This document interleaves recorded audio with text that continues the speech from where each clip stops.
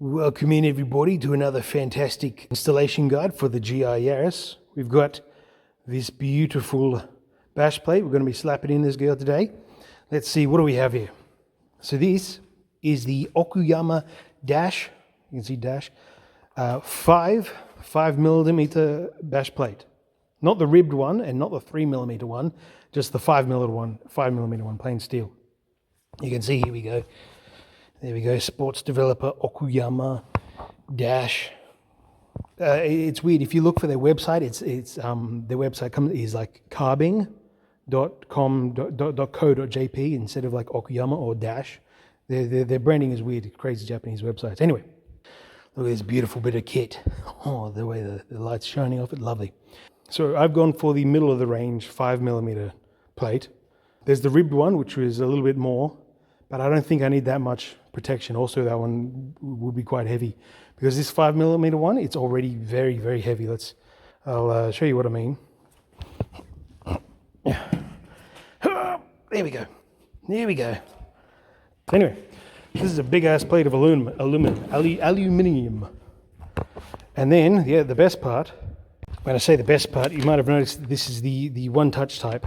So this is the main reason why I went with this kit instead of custom making one, is because of that one touch function. Look at this beautiful brace. Let's see, here we go. There we go. It's got these big washers, and you can probably tell by those holes there that these just slip down. You undo these nuts and the thing just like slide it back a bit and boom, out it comes.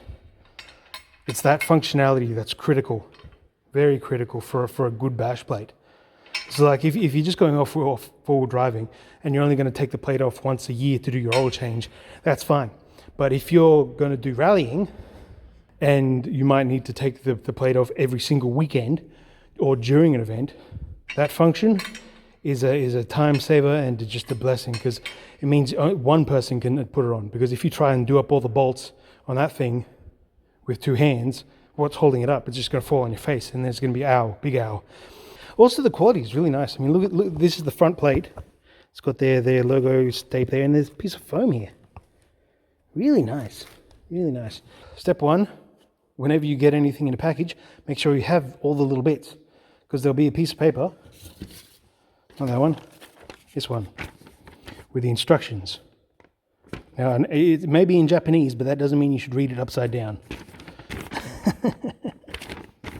There we go. It's got a parts list. Let's see what we've got. Some bolts. There we go. So you can usually tell by the numbers. What do we got? 3 thingies of 1, 2 bits of A. I think that's this bit. I've already put one of them on the card just to make sure it actually fits. And I don't need to, like, I thought, because you see these things go down here, I thought that maybe they had to be welded in, but no. Bunch of nuts, bunch of bolts. And now, so that's everything. I've double checked. I've got everything. Onto the actual step one. The tools you need. We've got a 12mm socket, a 19mm socket, and a 17mm socket. So you need 3 sockets and 1 6mm Allen key. Very easy. And I guess a jack or a hoist, maybe some lights. Anyway, let's crack on with it. Back to the beginning of putting it together. So I've gone over the instructions. They're very excellent and in Japanese. I believe the instructions first step is to slap the bar in, but I'm going to be a little bit of a cowboy and put this bad boy on. You'll notice that these are elongated holes all along there, and that's just because it's meant to be for rally cars, so things are always going to be not as per the factories, meaning that these will need to be sliding in and out a little bit, moving them around anyway. So let's get on with it. You're going to slide that under there. You definitely want to put this on the underside, because if you, let's say you have it on the top here, you see this edge right here, you can get it like a rock or something will catch on that. You just skim it and boom, catch onto the rock, and then it's going to be a mess. Whereas if you have this on the underside, the rock will try to catch on it, but because this is a smooth surface and not a ledge, the rock will slide away underneath and everything will be happy. Now, it's got these bolts. There's a nut and a smooth head. Guess which way they go? It's pretty obvious. the smooth head on the bottom, not only is it more aerodynamic, but if you can you see? There we go. Can you see? There we go, there we go. Look at how much that the thread is sticking out on the underside. That's just begging to collide with stuff and get caught on things like weeds and whatnot. Definitely should. Usually I would put the washer underneath the marring surface of the locking nutty bitty thing, but I'm gonna be a cowboy and put them around this way this time, purely because you see how it's an elongated hole, and the head of this bolt is actually quite small, which means that any loads put on this, it's going to be put on a very small area of this bit here, and it is possible to just fatigue crack it out. Since I don't want that, I'm going to be putting them around this way. Here we go.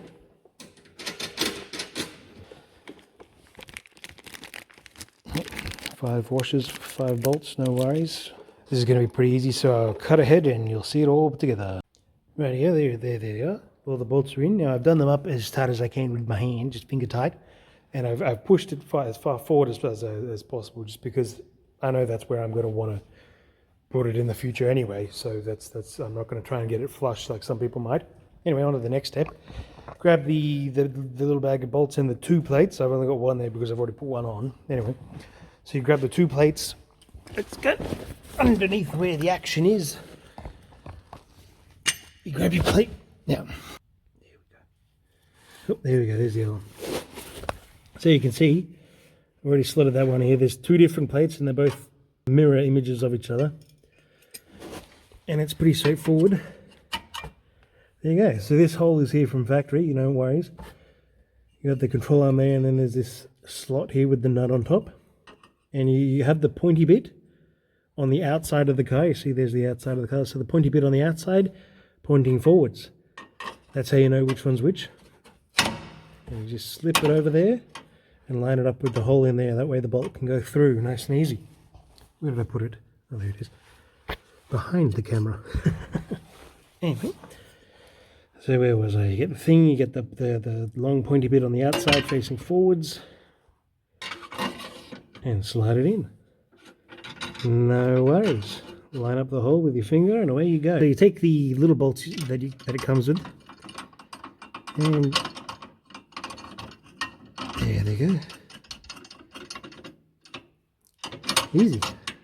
Now this car came out. Now this is the beauty of the one-touch system, because this bolt just stays in here pretty much. You never have to take this bolt out again. You just need to crack it and loosen it a little bit, because the under tray will slide right into it. There we go. This is mildly difficult to do upside down while holding a camera. So we've got the plates in, the bolts in. Now the next step, there you go. You see that big hole there? This is where the scissors come in. You need to cut out like this little section here, I guess. Maybe bigger if you want on both sides, because if I put the camera directly underneath, see there we go, that hole. That hole is where the big brace mounts into. I said before you need to cut here. Well, you also need to cut here. This one you don't need to cut. That's only if you want easy access to the bolt hole, because this is plenty bendy. This is the 19mm. Yes, the 19mm socket. You need that. There we go. There we go. That was a little bit tight, but not too bad. Now this is the front subframe bolt that I'm undoing at the moment. Make sure that the other bolts are in there and tight, otherwise you're going for a bad time. I had to use the, the 1/2" bar here, because they've got to be done up pretty strong, because you don't want your subframe falling off or moving about either. That's both of those are recipes for a bad day.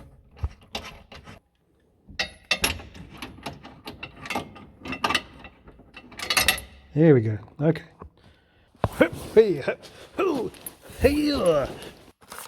So you get the other bolt. These bolts are replaced with these bad boys, because you see they are slightly longer. Are they longer? No, they're not longer at all. What the hell am I talking about? Because, of course they're not longer. They don't need to be longer. They need to go in this hole. See, that's the problem with this beautiful washer here. It doesn't go in the hole. Okay, so you've got the 2 big bolts out. You've got the 2 new ones ready. because you see, remember they've got to go all the way through to the end here. Now, also assuming you've done the cutting, if you wanted to do that. I'm not going to do the cutting. So it goes on like this with the tabs facing forward. We've got this bad boy, that's facing forward. Now this is part of why I've kept the thingamajiggies, is because they will do the hard work of holding it in place while I get the other side in. See that? No hands. Haha, and it's staying in, isn't that magic?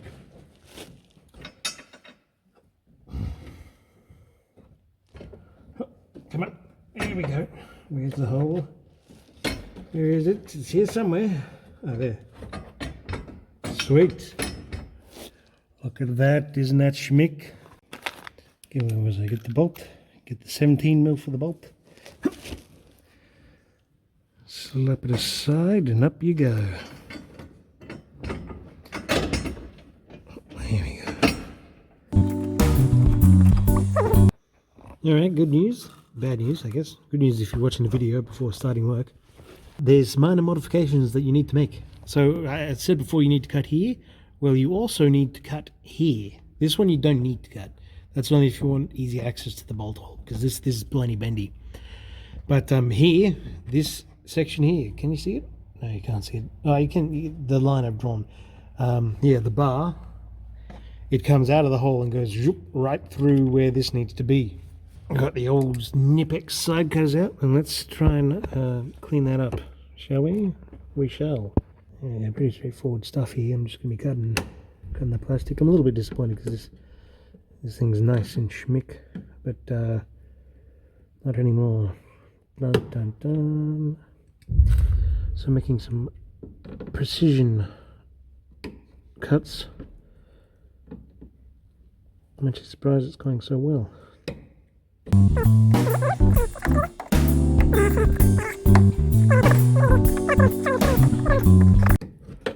There we go.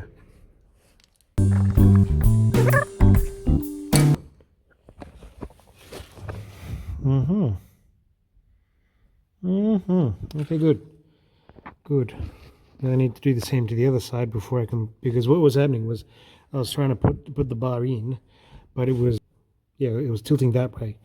And so the bolt hole wasn't lining up just because it was tilting, because it was hitting on this bit. So it was hitting on this, being pushed to the side, tilting it, and so the bolt hole wasn't lining up. So I'm going to do the same to the other side and then put the bolts in, and then we'll see what happens. Alright, look at that, it's in, baby. Look at that. What a solid bar, holy moly. What a beast. Yep. I said you needed to cut the ends, and it's true. Let's have a look at that. There we go. Ooh. Nice, and is that flush? Oh, there's a tiny gap. Yeah, that's right. There's a tiny gap. Anyway, so you need to cut that. Now you also notice by this huge dip inwards that there's another little bit that you need to cut. So you can see just around, yeah, just the back edge of this, right on the corner. It just catches, so you need to trim that off as well if you want this to not look sus right now. Anyway, now the next unfortunate bit of news is that it does foul with the HKS oil cooler kit. You can see here that the two of them will be touching. I've put a piece of foam tape right in there, and that should, see, there's not much movement, is there? Very tiny amount of movement. So hopefully that foam should last for a little while at least. And then I'm probably going to have to reapply the foam, or maybe, there we go.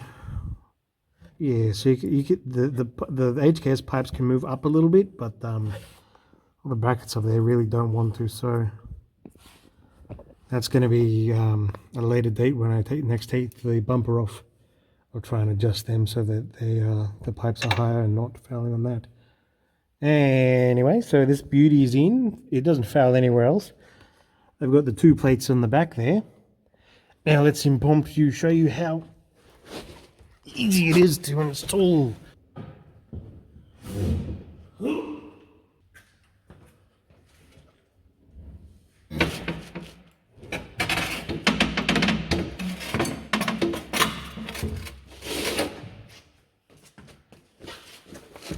Oh boy. Now this is the beauty of the one-touch system. Come on.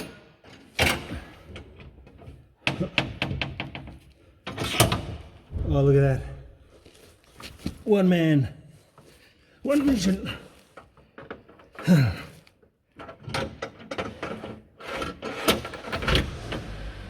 Almost there.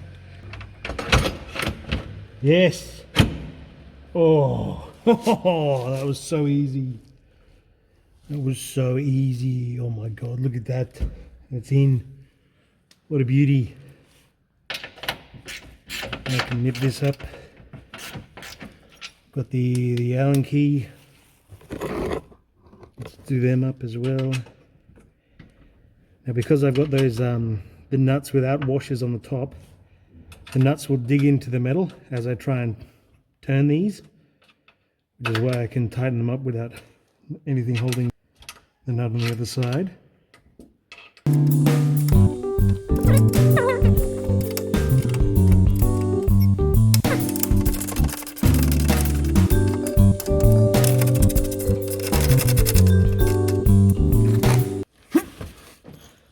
And the last two, no worries.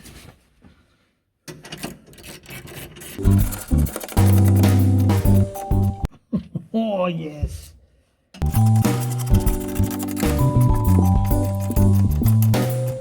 There we go. Oh yes. You know, I could probably jack the car off this part. Yeah. Definitely off of these end bits I could. Oh, that's so hot.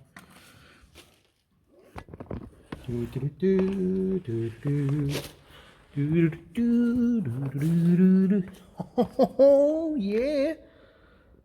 Look at that. That's hot. Thank you, Okuyama Dash. And look at that fitment with the foam. Not too bad. Not too bad at all. We'd be way worse doing it the other way. Sick. Good stuff. There you go. That's how to install it. Super easy, isn't it? Remember to broken thumbs up and subscribe if you want more content. Yeehaw. That's hot. It's so hot.